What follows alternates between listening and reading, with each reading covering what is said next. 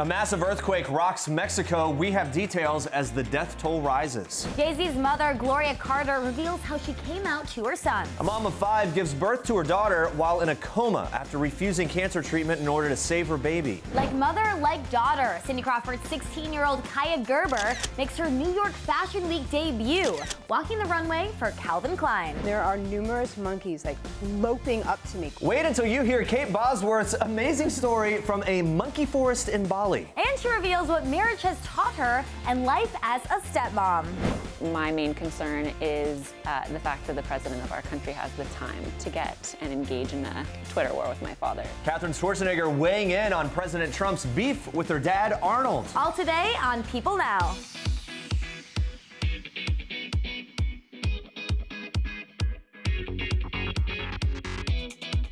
Good morning, Facebook Live and People.com. Later on in today's show, we're sharing our top ways to look and feel stylish this fall. So as we say a solemn goodbye to summer 2017, we want to know, guys, what was the highlight of your summer? It's our Facebook question of the day. Let us know your answers in the comments below. But first, here's what you need to know and what's trending today.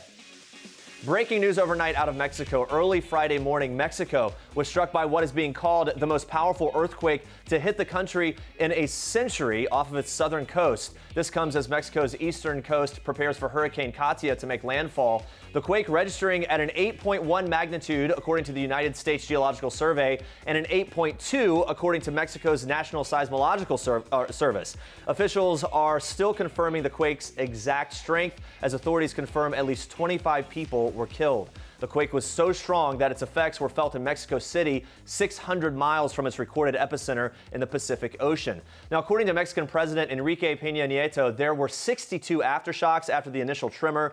He warned another earthquake as strong as magnitude 7.2 could hit in the next 24 hours and that the death toll might rise. Meanwhile, the National Weather Service's Pacific Tsunami Warning Center tweeted that a tsunami was recorded in Mexico as a result of the quake and advised that the public that more tsunami waves ranging in size from 3 feet to 10 feet could hit off the coasts of Mexico and its neighboring countries, including Guatemala and El Salvador, but also as far away as New Zealand and Vanuatu.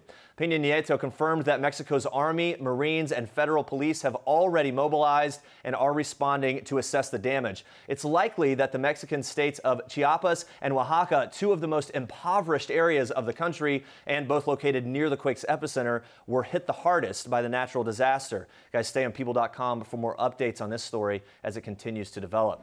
Rapper Jay-Z's mother, Gloria Carter, is opening up about coming out to her famous son. In an interview with the Duce Friday podcast, the grandmother of Blue Ivy, Rumi, and Sir Carter revealed it wasn't an easy journey, telling the podcast, quote, "I just finally started telling Jay who I was. Besides your mother, this is the person that I am. This is the life that I live."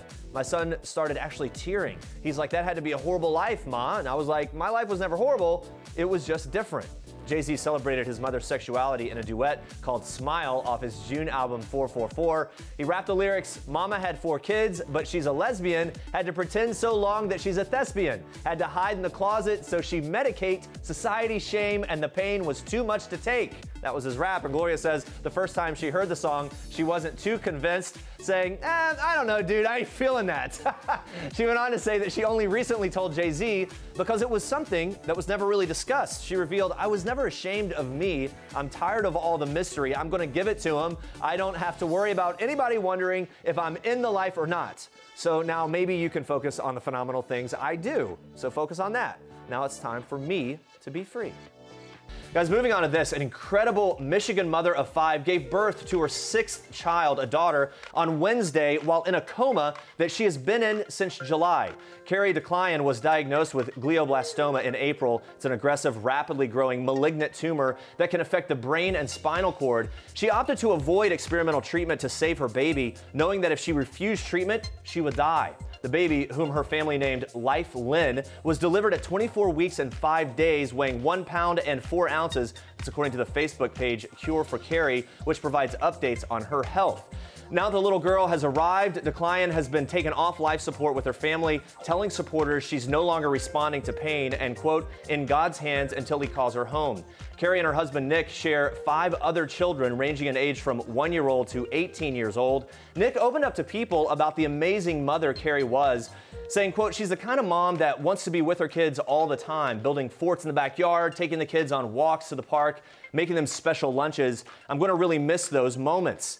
Carrie underwent 4 major brain surgeries and suffered a stroke in July. She hasn't regained consciousness since. Nick says he tells her he loves her every day and is confident that he'll see her again. He says, quote, not in this life, but after my time is up, I'll be with her again in heaven. She made the decision to give life a chance at life, and I couldn't be more proud. Wow, what an inspiring story.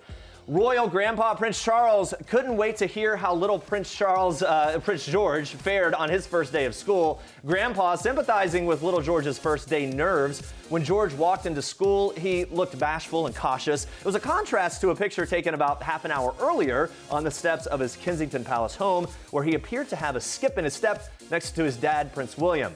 Grandpa Charles sympathized, saying to ITV News, poor old thing, he's been left there to have to get on with it when the parents go away is always the problem. He lightly added, it's good for you in the end, I suppose. It's character building, I suppose. And I also suppose that it is. While speaking out at an outing in Scotland, Charles was asked if he had given his little grandson any advice before starting school. He chuckled, saying, of course not. He wouldn't take it from me, I don't think, at that age, but I'll be interested to hear how he got on. At that age, you don't worry quite so much about going to school as you do when you get a bit older.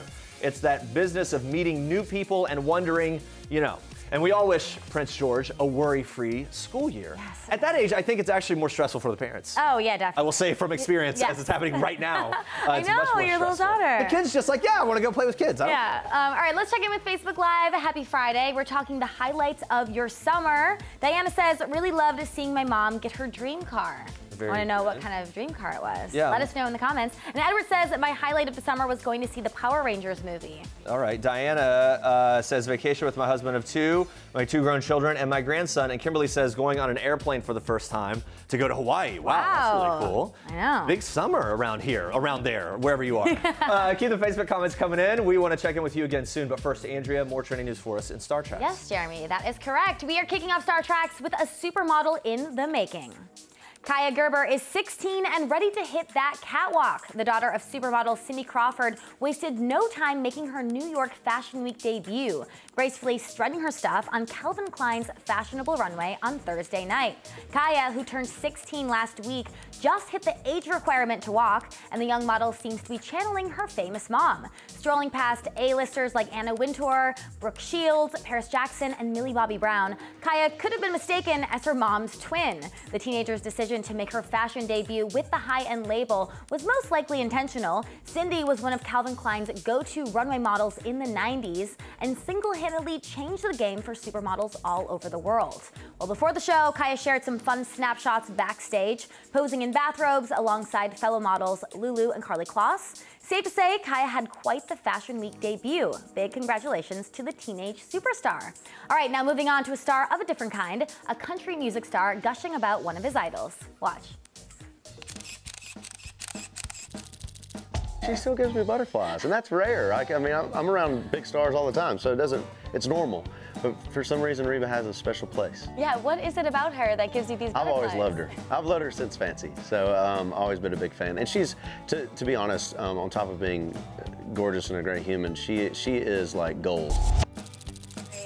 It's definitely gold. So that's country music star Dustin Lynch talking about his love for country legend Reba McEntire, totally gushing over her, and I think it's adorable. Dustin's highly anticipated third album, Current Mood, comes out today, and the songs on this album are a bit sexier than his last. Take a look. She loves a small town boy like me. She's my ride or die, baby. She's my cool, she's my crazy, she's my laid back in the front seat.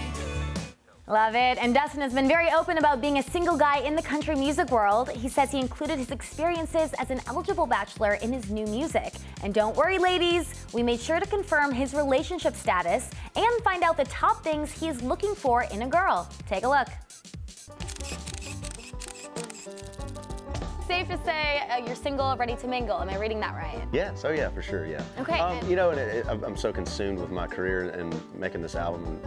now I'm hoping that finally it's done and out for the world, that maybe I'll be ready to mingle again. I'm talking red hot, wet kiss falling off your lips. Do you have a type or a type of girl you're usually attracted to? My type is laid back. I love someone that's not into themselves. You know, I love somebody that's just laid back and confident and funny. I love to laugh. And I'll tell you this too, I love to be spontaneous. So anybody that can just go, all right, I'm in, let's go travel. I don't need a bag, come on. That's really cool. And you know, that's what I really look forward to in life, is traveling a lot more.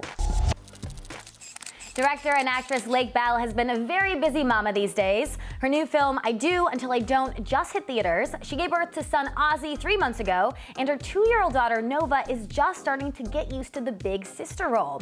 While juggling work and mommyhood, Lake reflected on unrealistic beauty standards and the pressures for new moms to bounce back after giving birth. Watch.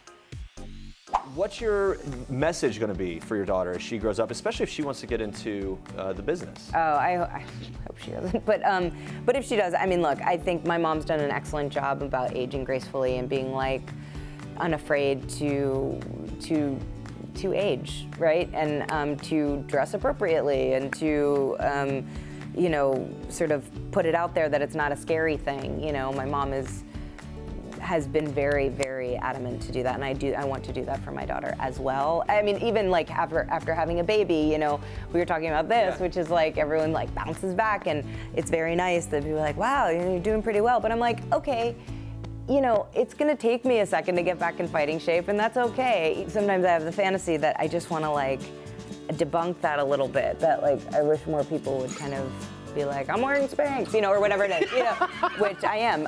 But starting with you. You know what I mean? Thank you for breaking starting the trend right here. Well, because it's like, you know, you've created a human. In my baby was 11 pounds, you know, like it's amazing. I was like, you know, carrying this person, and the body is incredible. You know, I'm still like breastfeeding, and you know, it's like I just kind of wish it was a little more normalized. That like, you kind of have some poundage right after, and then do your thing. You know, do your thing.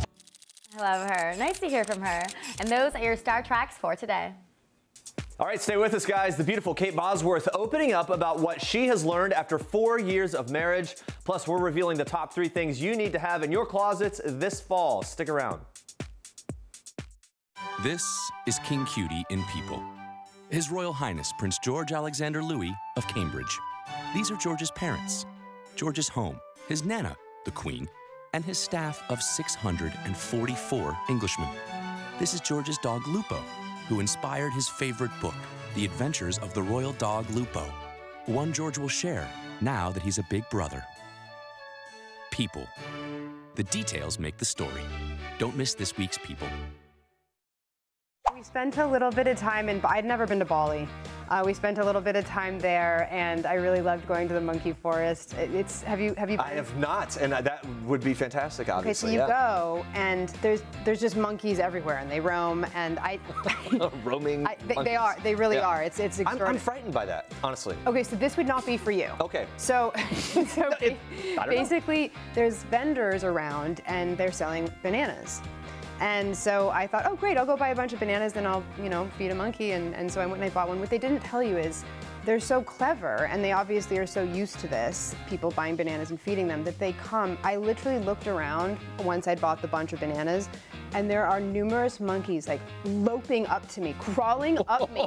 See, I mean, nope. That's what I'm saying. This would not be for you. Hard line. Yeah, not doing it. Yeah, you keep your monkey forest shenanigans to yourself. Kate Bosworth, the actress, and her husband, Michael Polish, just completed a whirlwind adventure around the globe, of course, including that monkey forest, celebrating their wedding anniversary. The superstar actress staying busy with new projects, but always making her relationship with her husband and stepdaughter a priority. Kate opening up to me about the love of her life, and could children of her own be on the way? Watch this. 4 years into marriage, what have you learned most about yourself? What have I learned about myself? Yeah. That I need to be more patient. Okay. It does tell you that pretty quickly, doesn't it? That is something that I try and improve on every single day. But honestly, the laughter and the creativity in my marriage is what is most important. We create. My husband's a filmmaker, so we work together quite a bit, and it's a 24-hour, 7-day-a-week, you know, creative love fest. You've said that being a stepmother to Michael's daughter has, in some ways, I read that you had said that it had made you want to have children more. Is that still the case? Well, you know, I'm an only child, so I hadn't even had the experience of having a brother or sister, and it was always kind of foreign to me. And you know, I met Jasper when she was about 12, and so she was really starting to come of age, and I felt like I, you know, became a parent in many ways, but also I felt like I gained a sister and a really, really beautiful friend, and she's just an extraordinary person. She's an artist, and it's very special to become an instant parent. You just, all I kept thinking was I just want to make this person's life better and fuller and more healthy as much as possible. You lay that groundwork and it can all kind of flourish and live within that. That makes a lot of sense. Do you feel like that as a parent? I sure do. And I'll tell you, since you're asking, my wife and I were 5 years in when we had our first child. So you guys are right on the cusp of that marker. What do you think? 5 years, maybe? We'll see. We'll see. We'll find out. You have collaborated. You'll be the first to know. Okay, thank you so much. My phone will stay on, and I'll keep it off and vibrate, so I'll hear it at any moment. This is Jennifer Lawrence in People. This is Jennifer photobombing Taylor Swift, and Sarah Jessica Parker and Liam Hemsworth, proving that while we all love the fashion of the red carpet, it's people who steal the show. People. The details make the story. The ratings are in, and you got swamped. Wow. Now you're in the 30s? But what do you expect? I mean, when you take away after-school programs from children and meals and wheels from the poor people, that's not what you call making America great again. Come on. I mean, who is advising you? Your dad and President Trump got into a bit of a Twitter war. As his daughter, is that hard for you not to just step in when things like that happen? I mean, I usually do step in. I'm like very territorial and protective of my family members. So when anybody is in a situation like that, I do get protective. But I think my dad did such an incredible job at rebuttaling every single time. And my main concern is the fact that the president of our country has the time to get and engage in a Twitter war with my father is more concerning to me than anything. But I honestly think that my dad did such an incredible job at responding, and his latest video to me was so great, and I think just was what was on the minds of a lot of people, so I think it's great. And Katherine Schwarzenegger is not afraid to stand up for her father. The New York Times bestselling author stopped by People Now to promote her new children's book, Maverick and Me, which encourages young children to adopt, don't shop for their pets. Katherine's parents, Arnold Schwarzenegger and Maria Shriver, are also animal lovers. The 27-year-old opened up about what it was like growing up in the spotlight and how hanging out with her father's famous friends were just normal occurrences. Watch this. We don't view them, like my siblings and I don't view them as big names as much as they are just friends of our parents. So we grew up like that, but it felt very normal for all of us because my parents raised the four of us kids to have a very normal upbringing and a normal childhood. And I feel like we really had that. So it wasn't like a showy or flashy thing. We didn't go to red carpet things all the time. We had a very normal childhood, except for some random friends that were bigger deals than others. You've been a fantastic enemy and a better friend. That's all I can say, bro. I mean, it was just awesome to see all my dad's friends together and just to see, you know, my dad living life to his fullest and just being in such incredible shape at his age. He looks like he's so much younger than he is. So, I mean, it was a great party. He fills it with animals and everything at every single one of his parties. He has all these exotic animals come, so it was fun. Really? Yeah. Wait, what kind of animals?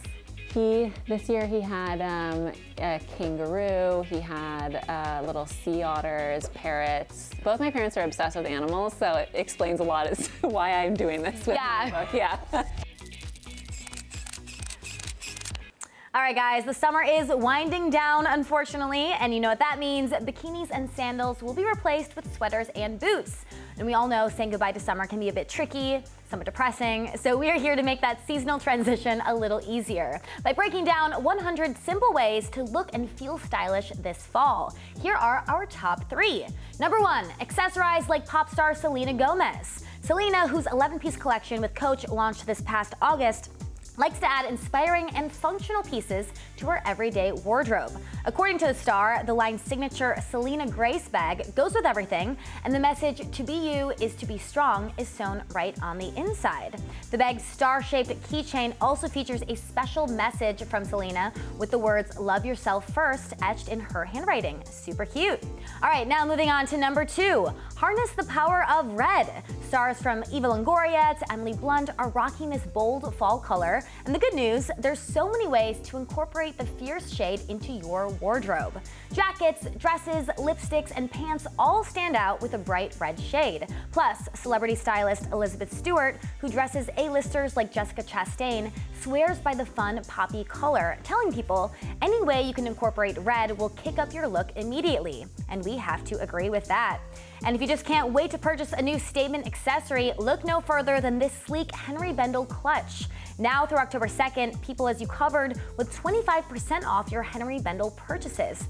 Visit people.com/Henry Bendel for all the deets. But wait, we're not done quite yet. Besides reds, a new sexy trend is popping up all over celebrities, and that would be pearls. Jennifer Lopez, Leighton Meester, and even Zendaya have been rocking this look, which comes with an edgy yet elegant twist. From shoes to sweaters, designers are incorporating the classic gem into pretty much everything, making it the perfect accessory for that chilly fall air. Pro tip, style it like the stars by choosing a piece that's mostly black so the pearls can really pop.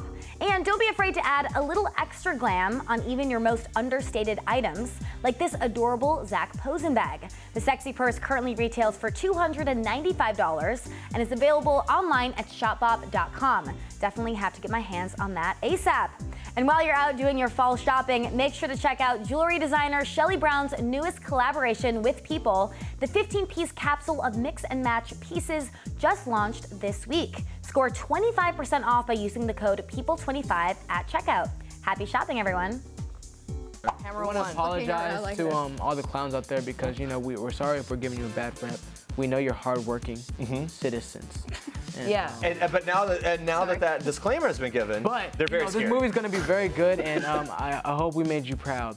Right. We didn't, but you know, we're happy that that you guys are around so we can make good stuff, and people still like you. I mean, I wouldn't hire you for my birthday party. Other kids would. And let's be clear, there's a difference in the clowns represented here than the clowns that we see out and about. Pennywise is not a clown, he's a demon. Don't stereotype the clown. Yeah.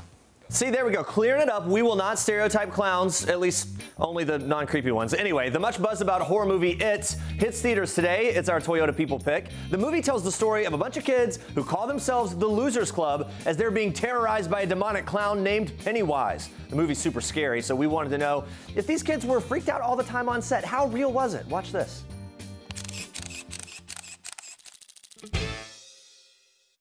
It was usually the scenes that we did alone that was more scary because you didn't really have, you know, one of these guys to fall back on if you like mess up or whatever. So I think it was just scary just being alone and doing those really creepy scenes. Like for me, I only have like one scene alone, and that was probably the most scary, just for me, because that was a lot of clowns.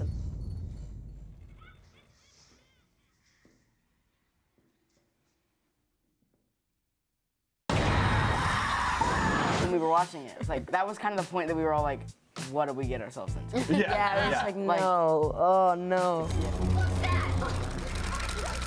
How do we become official members of the Losers Club? You'd have to be bullied before. Depressing childhood.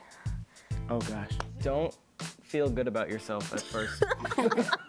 Okay, start with self-loathing. The moment when you're like, I'm going okay, that's when you're done. Okay. Okay. Wow. You can't put people down. You gotta try to be a good person. Ooh, nice. Yeah. You have to fight a killer clown.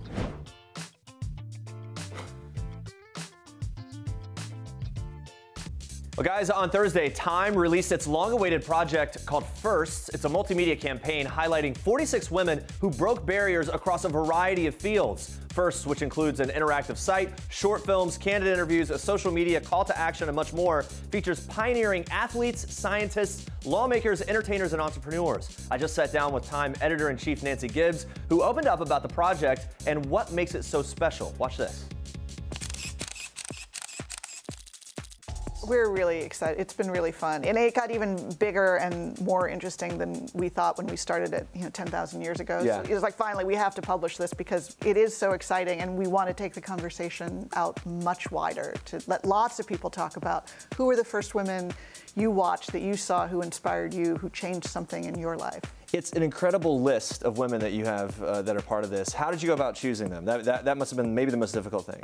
And least scientific process, right? A lot of people do lists that are power lists, or the richest, the most famous, the most powerful. That isn't what this is. What we wanted was a group of women of different ages. I mean, the youngest is 16, the oldest is 87. Scientists, astronauts, entrepreneurs, politicians, artists, actresses, every imaginable field, to just tell us your story. How did you break through in some way that no woman before you ever had? And the idea is that, it's the old saying, if you can't see it, you can't be it, that it's very hard for a young girl to imagine herself in a role that she's never seen a woman playing. Sure. And so we've been having arguments for years about women in Hollywood, women in technology, women in politics. It's like, let's talk about all of it. Let's bring all of that on stage. And so what I love about this group is in a way, they have nothing in common, other than that they were the first to do something. They're introverts, they're extroverts, they're women who had really, really supportive parents, and others whose parents were sort of like, yeah, I'm Nothing to do with it. I'm not sure you can do that. But they all have great stories to tell about what made it possible for them. And then on top of everything else, all of this shot on an iPhone. On an iPhone. Right? To just add one more interesting hook to the whole thing. Tell me about the story there and why the iPhone. So our amazing director of photography, Kira Pollack, found this young Brazilian photographer, Luisa Dor, on Instagram. Just admired her work, was really interested in how she used lighting and everything, reached out to her.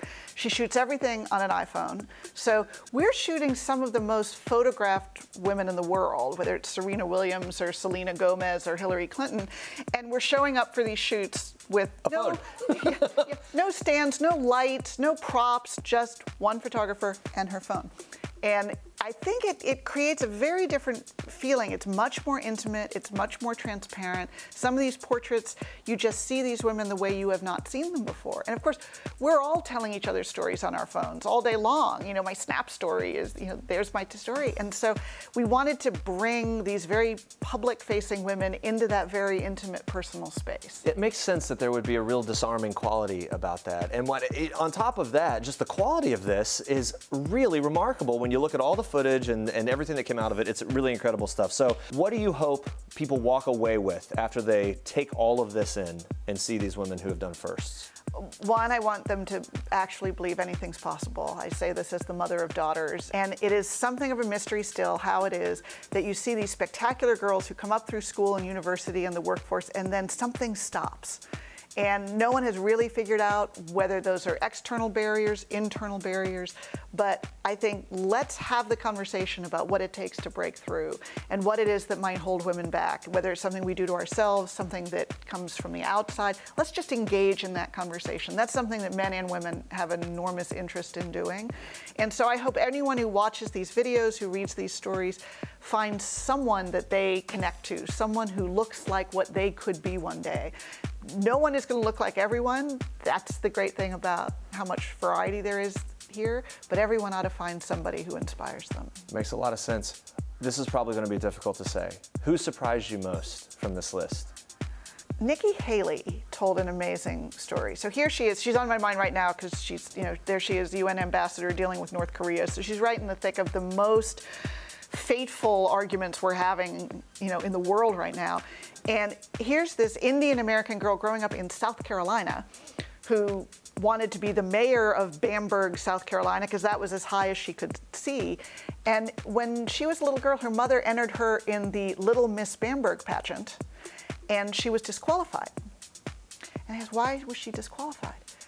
Well, because we have a black queen and a white queen, and we don't know where to put her. Wow. And so her mother was like, well, can you at least let her do her talent because she's been practicing? And they say, okay, let her sing her song. And she gets up and she sings, "This land is my land, this land is your land." Wow, what an incredible story. And now look where she is. Yeah. And look what she's done. And everyone has a story like that. All right, let's check in with Facebook Live. We've been asking you guys what was the highlight of your summer. I also want to say there's still 2 weeks left in summer. So if you haven't had your highlight yet, you can still have it. Has taken issue with this question because we're insinuating the summer's over. It is not officially over yet. It's starting to wind down, but it's still winding down. It's still existing right now as summer. All right, Betha says, my first grandchild. Yeah, that's a good thing for the summer. Russell says, seeing Lady Gaga. Wow, that's a cool nice. song. Amber says, celebrating our 10-year wedding anniversary on July 7th with our 4 cute kiddos. Highlights of the summer. Gabby says, visiting family and friends in the States because she lives in Trinidad and Tobago. Nice. And you know what I love? Terry had a comment saying, like, I'm ready for summer to be over because you ready for my hot flashes to end or something like that. Really funny. Terry, I love you. Very funny. Love you too. Coming up next week, guys, Chris Harrison is here giving us all the details on our new Bachelor. Plus, actress Kate Bosworth takes a trip down memory lane to break down some of her favorite red carpet looks. Yes, thank you so much for watching. And for now, we leave you with the lovely Kate Bosworth. Here she is. Have a good weekend. Bye, guys. Hey guys, I'm Kate Bosworth, and this is one last thing. Last time I laughed so hard I cried was recently when I was in Bali vacationing with my husband. He asked me to cut his hair. I have never cut hair before, and as I was doing it, he asked me to take a little bit more off the front, and I panicked, and I literally chopped it to the scalp. And I'm really, really lucky that I have a husband who finds that funny, because it's just probably one of the most embarrassing haircuts of all time that he had to live with until it grew back. So we were literally on the floor laughing. The last time I was starstruck was with Martha Raddatz, who wrote the book The Long Road Home, which is what my miniseries is based on. She's just an extraordinary woman, and she is a hero of mine. Last song stuck in my head is a newish band called Shock Machine, and it is a song called Shock Machine by the artist Shock Machine.